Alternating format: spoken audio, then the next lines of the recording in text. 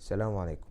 في الفيديو اللي فات اتكلمنا عن منصة يوشير كلاود وعرفنا انها بتدي 20 جيجا مجانا لأي مستخدم جديد. النهاردة ان شاء الله هنعرف ازاي نخليهم unlimited او على قد حاجتنا.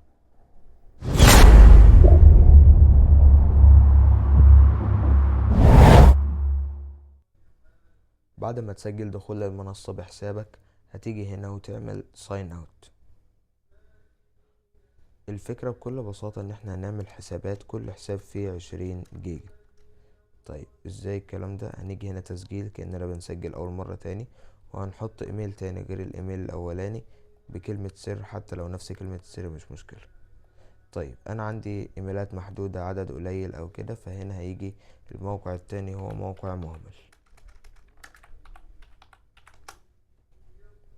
ده بيدينا ايميلات مؤقتة نقدر نستخدمها.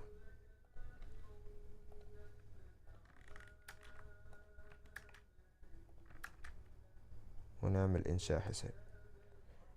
الكود اللي هيتبعت هنلاقيه هنا، مجرد ان احنا نعمل ريفرش هنلاقي الكود جه.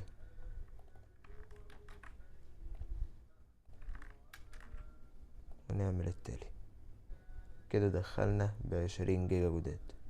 احنا بس كل اللي علينا ان احنا نثبت كلمة السر لو عايزين، ونحفظ المعلومات دي عندنا في ملف مثلا، علشان بعد كده لما نحب ندخل لأي حساب نكون عارفين هندخل للحساب النهون في قد ايه، نكون مسجلين البيانات دي عندنا.